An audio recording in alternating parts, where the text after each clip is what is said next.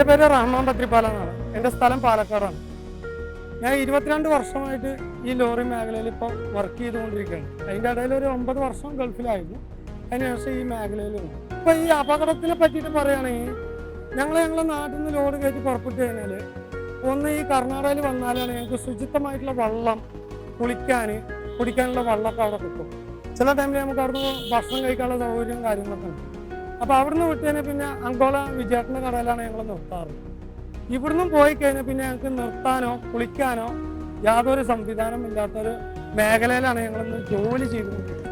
മറ്റുള്ള ജോലികൾക്കൊക്കെ അതിൻ്റേതായിട്ടുള്ള കാര്യങ്ങൾ സർക്കാരൊക്കെ ചെയ്തു കൊടുക്കുന്നുണ്ട്. പക്ഷേ ഞങ്ങളെ ഈ ലോറിക്കാരെന്ന് പറയുന്നവർക്ക് നാളെ ഇതുവരെയായിട്ട് ആരും ഒന്നും ചെയ്തു തരാൻ തയ്യാറാകുന്നില്ല. അതിൻ്റെ ഒരു ഉദാഹരണം ദുരന്തമാണ് ഇപ്പോൾ ഈ കണ്ടുകൊണ്ടിരിക്കുന്ന ലോകം മൊത്തം. യാത്ര ഈ പോയി വരുന്ന യാത്രയിൽ ഞങ്ങൾക്ക് ഏറ്റവും കൂടുതൽ ഈ പോലീസുമാരിനായിട്ടുള്ള മോട്ടോർ വെഹിക്കിൾ ഡിപ്പാർട്ട്മെൻറ്റായിട്ടുള്ള ശല്യങ്ങളാണ് കൂടുതൽ. പിന്നെ ഞങ്ങൾ വാഹനം അങ്ങനെ എല്ലായിടത്തും നിർത്താറില്ല. കാരണം എവിടെ പോയാലും പോലീസിനെക്കാട്ടും വലിയ കള്ളന്മാരാണ് റോഡിൽ ഡീസൽ കക്കുക, മൊബൈൽ കട്ട് കൊണ്ടുപോകുക. അപ്പോൾ ഞങ്ങളെ മൊബൈൽ നമ്പറുകൾ പരസ്പരം അവനവൻ്റെ വീട്ടിൽ, ഇപ്പോൾ എൻ്റെ വീട്ടിലത്തെ നമ്പറായാലും എൻ്റെ വീട്ടിലത്തെ നമ്പറായാലും ഞങ്ങൾ നോട്ട് ബുക്കിൽ എഴുതി വെക്കലാണ്. കാരണം ഞങ്ങൾക്ക് എവിടെയാണ് കിടക്കുന്നത് വെച്ചാൽ അവിടെ സുരക്ഷിതമില്ല.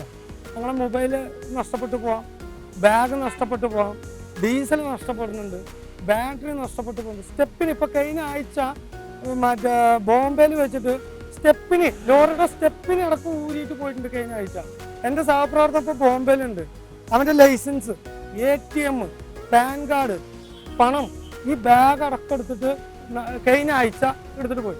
ഞങ്ങൾ ഏത് പോലീസ് സ്റ്റേഷനിൽ പോയാലും ഞങ്ങൾ ആ പോലീസ് സ്റ്റേഷനിൽ പോയി ഞങ്ങളൊരു പരാതി കൊടുത്തതിന് ആ പരാതി സ്വീകരിക്കുന്നില്ല. കേരളത്തിൽ എത്തുമ്പോൾ 2700-3000 രൂപ ഞങ്ങൾ ടോളിന് ടാക്സ് കൊടുക്കുന്നുണ്ട്. ഇതിൻ്റെ നികുതി പണം കിട്ടുന്ന ടാക്സിൻ്റെ GST നികുതി പണം കിട്ടുന്ന ആ സ്റ്റേറ്റിനാണ്.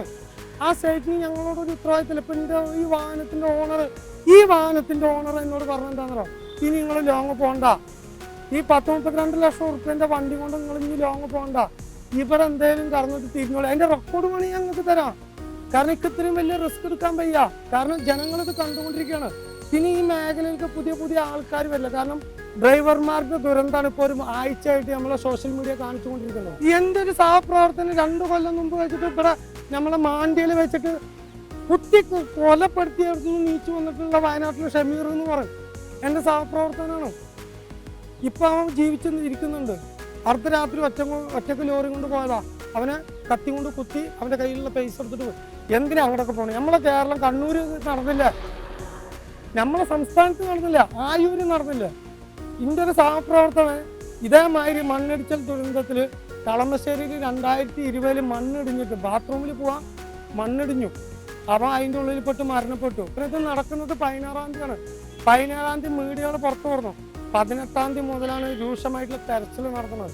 ആ അനാസ്ഥക്ക് കർണാടക സർക്കാർ ഞങ്ങൾക്ക് മറുപടി തരണം. ഇല്ലെങ്കിൽ ഞങ്ങളെ സർക്കാർ പറയണം, നിങ്ങൾ ഈ സ്റ്റേറ്റ് വിട്ടു പോകുമ്പോൾ നിങ്ങൾക്ക് വേണ്ട ഉത്തരവാദിത്വം ഞങ്ങൾ ഏറ്റോളാം എന്ന് പറഞ്ഞിട്ടില്ലെങ്കിൽ നാളെ ഈ തലമുറയിലേക്ക് ഒരാളും ഡ്രൈവർ പണിക്ക് വരില്ല. എൻ്റെ പേര് തസ്ലിം എന്നാണ്. ഞാൻ തൃശ്ശൂർ ചാലക്കുടിയിലാണ് വീട്. ഞാനിപ്പോൾ ഏകദേശം ഈ കമ്പനിയിൽ വണ്ടി ഓടിക്കാൻ കയറിയിട്ട് ഇപ്പോൾ ഒരു 3-3.5 കൊല്ലത്തോളമായി ഞാൻ വണ്ടി ഫീൽഡിലേക്ക് വന്നിട്ട്. ഞാൻ വിദേശത്ത് വർക്ക് ചെയ്യുന്ന ആളാണ്. വണ്ടികളോടും യാത്രയോടുള്ള താല്പര്യം കൊണ്ട് നമ്മൾ ഈ ഫീൽഡിലേക്ക് ഇറങ്ങിയതാണ്. അപ്പോൾ അത്യാവശ്യം ഇന്ത്യയിലെ ഒട്ടുമിക്ക സ്ഥലങ്ങളിലൊക്കെ നമ്മൾ സഞ്ചരിച്ചു, ലോഡായിട്ട് പല ദുരനുഭവങ്ങളുണ്ട്. മുമ്പ് പറഞ്ഞ പോലെ തന്നെ അനുഭവങ്ങൾ നമുക്ക് ഒരുപാട് ഉണ്ടായിട്ടുണ്ട്. ഈ അപകടത്തിനുണ്ടായ എൻ്റെ വീട്ടുകാർക്ക് ഒട്ടും താല്പര്യമില്ല ഞാൻ വണ്ടി അടിയിൽ നടക്കുന്നത്. എൻ്റെ ഫാമിലി ഫുള്ള് വിദേശത്താണ്, ഞാൻ മാത്രം നാട്ടിലാണ്. എൻ്റെ കസിൻ്റെ വീട്ടിൽ നിന്നിട്ടാണ് ഞാനിപ്പോൾ പണിയെടുത്തുകൊണ്ടിരിക്കുന്നത്. അപ്പോൾ കഴിഞ്ഞ ദിവസം വലിയ അപകടമൊക്കെ കണ്ട് വീട്ടുകാർക്ക് ടെൻഷനായി. നമ്മൾ സ്ഥിരം പോകുന്ന റൂട്ടാണെന്നുള്ളത് അവർക്കറിയാം. ഗോവ റൂട്ടിലാണ് നമ്മൾ സ്ഥിരം സഞ്ചരിക്കുന്നത്. ഈ അപകടം നടന്നതിൻ്റെ തലേ ദിവസം രാത്രി ഞങ്ങൾ 2 പേരും വണ്ടിയായിട്ട് അതിൽ പോയവരാണ്. ഇതൊക്കെ കണ്ട് വീട്ടുകാർ വിളിക്കുകയാണ്, മോൻ ഇതോടുകൂടി പരിപാടി നിർത്തിക്കോ, വണ്ടി പരിപാടി എന്ന് പറഞ്ഞ് നടക്കാൻ നിൽക്കണ്ട, നാട്ടിൽ എന്തെങ്കിലും ചെറിയ പണിയെടുത്ത് ജീവിച്ചോ, അല്ലെങ്കിൽ തിരിച്ച് പോരെ, ഗൾഫിലേക്ക് പോരെ എന്നാണ് വീട്ടുകാർ പറയുന്നത്. അതായത് എൻ്റെ പ്രായത്തിലുള്ള യുവാക്കൾ, എനിക്കിപ്പോൾ ഒരു 30 വയസ്സായിട്ടുണ്ട്. ഈ പ്രായത്തിലുള്ള യുവാക്കൾ ഇനി വന്നാലേ ഇവരുടെ തലമുറ മാറി പോകുമ്പോൾ അടുത്ത തലമുറ വന്ന് പുതിയ ഡ്രൈവർമാർ വരുള്ളൂ, പുതിയ തൊഴിലുകൾ ഉണ്ടാവുള്ളൂ. മനസ്സിലായില്ലേ? വരില്ല. ഇങ്ങനെ എൻ്റെ വീട്ടിൽ നിന്ന് പറഞ്ഞത് പറഞ്ഞിട്ട് ഇനി പോണ്ട, നിർത്തിക്കോ എന്ന് പറഞ്ഞാൽ ഈ ട്രിപ്പോട് അവസാനിപ്പിച്ചോളാന്ന് പറഞ്ഞേക്കണേ. എൻ്റെ മുതലാളി ഇത് പറഞ്ഞു, എടാ വണ്ടി പോണതോ ലോഡ് പോണതോ പൈസ എല്ലാം നമുക്ക് പ്രശ്നം, 2 ജീവൻ ഈ വണ്ടിയിലുണ്ട്. ഒരാളവിടെ തുടങ്ങി കിടന്നിട്ട് ഇതുവരെ ഒരു തീരുമാനം വരെ ഉണ്ടായിട്ടില്ല. ഒരാഴ്ച ചെയ്യുന്നതേക്ക് നിങ്ങളുടെ ജീവിതം നഷ്ടപ്പെടുത്തി അല്ലെങ്കിൽ റിസ്ക് എടുത്ത് നിങ്ങൾ പോകണ്ട, ഇവിടെ കേരളത്തിൽ കിടന്ന് ഓടിക്കോ, അവിടെ പോണത്ര റിസ്ക് എന്തായാലും നാട്ടിലില്ലല്ലോ, നീ ഇവിടെ കിടന്ന് ഓടിക്കോ എന്നാണ് എൻ്റെ മുതലാളി കുറച്ച് നേരത്തെ വിളിച്ച് പറഞ്ഞത്.